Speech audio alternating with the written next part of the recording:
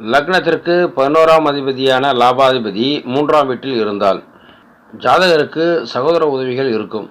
ஆனால் ஜாதகருக்கு நிலையான வருமானம் இருக்காது.